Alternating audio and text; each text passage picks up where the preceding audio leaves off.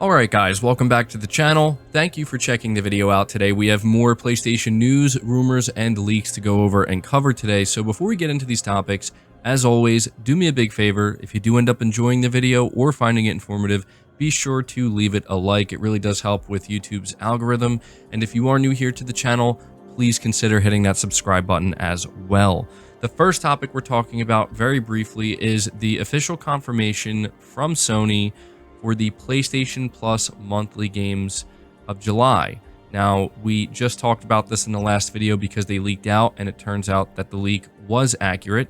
So for the month of July, PlayStation Plus Essential, Extra, and Premium members will be getting Crash Bandicoot 4 It's About Time for PS5 and PS4, Arcadegeddon for both PS5 and PS4, and Dark Pictures Man of Medan for PS4.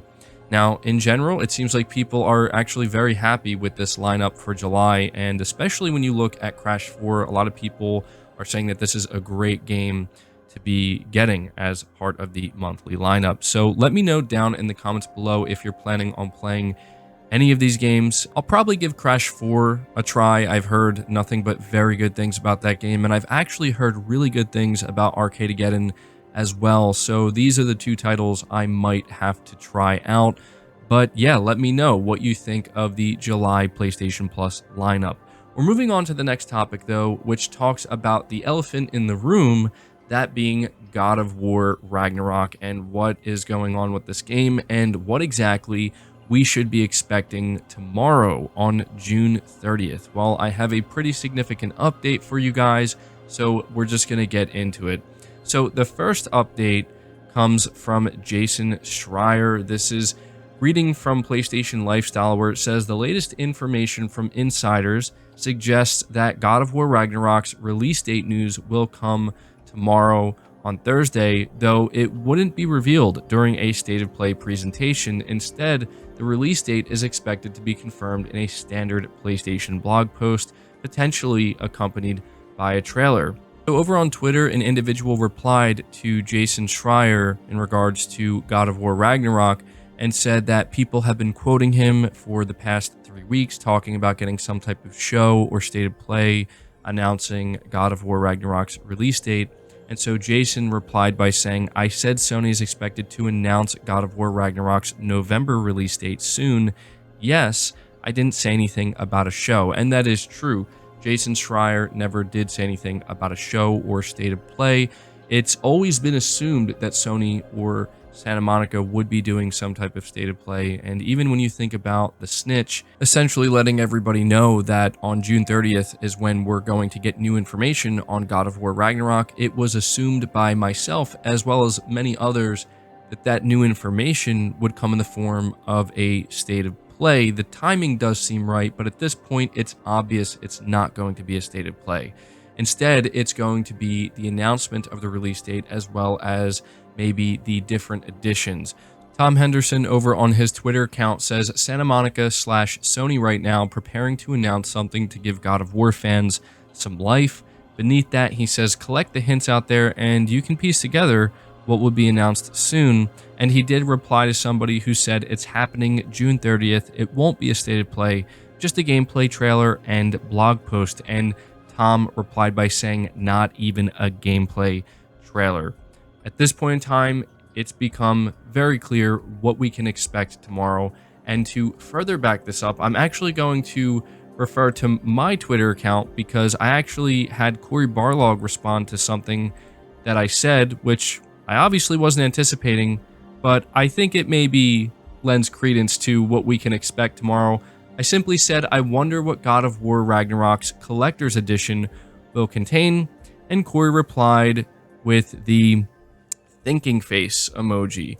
And so obviously that's going to catch the attention of a lot of people. And so it seems we are going to get something very similar to what God of War 2018 received, which was a blog post announcement of the release date about 3 months in advance, alongside the different editions that you can pre-order. Now, the only difference here may come in the form of not getting a new trailer alongside this, because if I'm not mistaken, I think when God of War 2018's blog post release date announcement happened, there was a new trailer accompanying it. I don't think that's happening this time around. And the reason for this may be because they are saving any footage, anything they're going to show of this game for the state of play. And I do still believe a state of play is happening, but if it is going to happen, it's clear that it's not happening until maybe sometime later this year. I'm not even going to try to guess at which month it could be, but I think it's going to happen. So at this point, I think some people might get a little bit frustrated at the notion of not receiving any new gameplay or even a new trailer alongside the blog post announcement and the release date announcement, but I think people have to consider a couple things here. The first is that you have to ask yourself, is it actually necessary for Sony to reveal anything more of this game at this exact moment? The answer is no, and that's just the reality. A game like God of War Ragnarok is so big and people are so desperate for just any new information that just getting the release date announcement alongside the pre-orders and the collector's edition, that'll be pretty big in and of itself. And so they can kind of spread this information out a little bit further and maybe give it a little bit more time before they have the state of play. And so some people might be asking themselves, well, what's the harm in just showing a new trailer? Well, I think that's it. I think Santa Monica Studio, they're at a point where they do not want to show anything more of this game until they know it's going to be something significant and they know it's going to be something that just universally blows people away. And I think, this is just an assumption, but I think that is going to come in the form of a state of play. So there's also one last thing to consider here, and that is maybe the reason why they're not doing the state of play yet is because it's just simply not ready. They're just fully focused on finishing the game, making sure everything's good to go, and then maybe they'll put together the state of play once they're finished that, because anytime you watch these state of plays that Sony puts together, that their studios put together for the individual games, there's a lot of effort that goes into them, and you can tell it's something that requires a decent amount of work. So these are just all things I think to consider, but nonetheless, if we do get the release date tomorrow, and we do get the announcement of the different editions, well, first of all, I'm likely going to pre-order the collector's edition, at least I'm hoping I can, but I'm actually going to be really happy because it's been a long time since we had any official update on Ragnarok, so I will take what I can get. But we're going to move on to the next topic, which talks about the 2 new monitors and 3 new headsets that were revealed yesterday. So we did have this leaked out by Tom Henderson, and he was on the money. He was completely correct about everything he revealed, and so we did get some new details. Something that I think is worth pointing out with these headsets and these 2 monitors is this is absolutely geared more towards PC players. It does borrow the overall, I guess you could say, design philosophy or the aesthetic of the PS5, which I think is cool, and they do make it clear that these are absolutely compatible with the PS5, and they use the, perfect for PS5 branding for the monitors.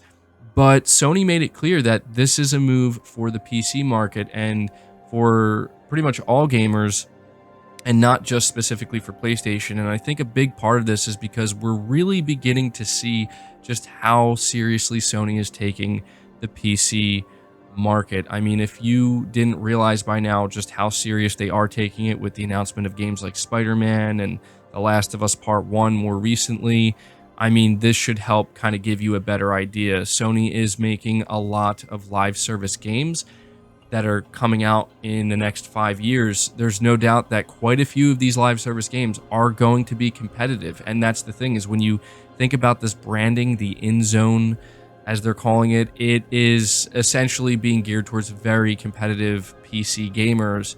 And so, yeah, we know that a lot of these live service games, if not all of them, will also release on PC. So yeah, I just think that it's very interesting to kind of see Sony do something like this. I would say a couple years ago, I don't think anybody would have anticipated this, but I think these products are pretty cool, and I like the fact that they're still aiming them towards the PS5, even though it's not necessarily just a PlayStation branded thing. So let me know your thoughts about that down below. I'm going to close out this video by giving you an update on Horizon Call of the Mountain. Reading from PlayStation Universe, it says Firesprite Studios and Guerrilla Games have dropped off some fresh details on Horizon Call of the Mountain via the game's official website. According to an updated blurb on the game, players will be able to explore multiple paths in the upcoming PSVR 2 Horizon spin-off, and so this is what they say.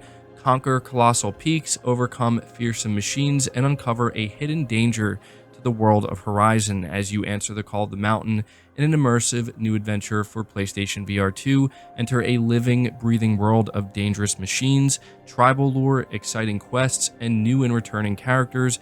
Explore a diverse landscape, embark on a journey with multiple paths to take you where you'll have to look all around to uncover the secrets of the mountains. So yeah, it's not like a huge detail, but I think it is one that's worth pointing out here because it seems like this game might be a little bit more open than maybe we were thinking. I don't necessarily think that it's going to match the open world landscape, obviously, of what you get in the traditional Horizon games. I just don't think we're there yet for, a VR game. But still, Horizon Call of the Mountain is one of the PSVR 2 games that I'm really looking forward to. I can't wait to see more titles revealed from PlayStation's first-party studios. This is pretty much one of the only ones we know about right now. And so, yeah, I figured I would just keep you guys updated. Apparently, there will be multiple paths you can choose to explore in Horizon Call of the Mountain. But that's going to do it for this video, guys. I hope you did enjoy it. I hope you did find it informative. Again, if you did, be sure to leave it a like, subscribe to the channel if you're new, hit the bell notification icon, and feel free to share this video out on top of all that. But until next time, guys, take care.